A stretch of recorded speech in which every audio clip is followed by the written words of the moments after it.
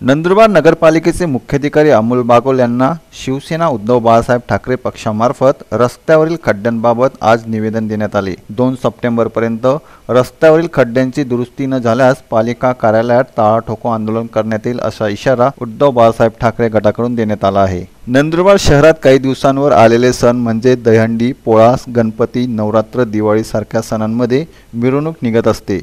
परंतु नंदुरबार नगर परिषदेच्या हद्दीत येणारे सर्व रस्त्यांची अवस्था ही अतिशय दयनीय झालेली आहे। प्रत्येक रस्त्यावर मोठमोठे खड्डे आणि पाणी साचण्याचे प्रमाण वाढले आहे। तसेच सांडपाणी हे रोडावर व घरात साचत आहे। परंतु नगर परिषद याकडे कोणत्याही प्रकारचे लक्ष देण्यास तयार नाही। नंदुरबार शहरात रोज लहान मोठे अपघात होऊन नुकसान होत आहे, तरीही नगरपालिका हे खड्डे बुजवत नाही किंवा काही एक कारवाई करताना दिसत नाही। नगर परिषदेचे आजी माजी नगरसेवक यांचे कॉन्ट्रॅक्टर ठेकेदार हे फक्त मलिदा लाटण्याचे काम करतात, परंतु प्रत्यक्ष काही काम होत नाही व नवीन रोड निर्माण होत नाही।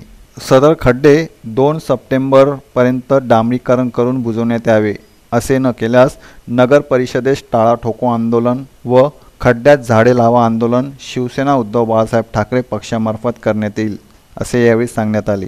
यावेळी शिवसेना उद्धव बाळासाहेब ठाकरे पक्षाचे जिल्हा महानगर प्रमुख पंडित माळी, जिल्हा महिला आघाडी प्रमुख रीना पाडवी, जिल्हा उपप्रमुख अर्जुन मराठे, युवा सेना उपाध्यक्ष सागर पाटील, युवा सेना शहर अध्यक्ष दादा कोळी यासह शिवसैनिक मोठ्या संख्येने उपस्थित होते। नंदुरबार नगरपालिका ही बिलकुल भी लक्ष देत नाहीये। नंदुरबारमध्ये नंदुरबार सिटी दिसत नाही, पण खड्डे दिसत आहेत नंदुरबारच्या पब्लिकला। एक आणि सर्व त्योहार नंदुरबारचे आणि पूर्ण गणपतीचा जो त्योहार आहे तो महाराष्ट्रात नाही तो नंदुरबार सर्वात मोठा त्योहार म्हणून साजरा केला जातो। पण नंदुरबारचे असे मोठे मोठे खड्डे झालेले आहेत, त्या खड्ड्यांवर नगरपालिकेचं बिलकुल लक्ष नाही आहे।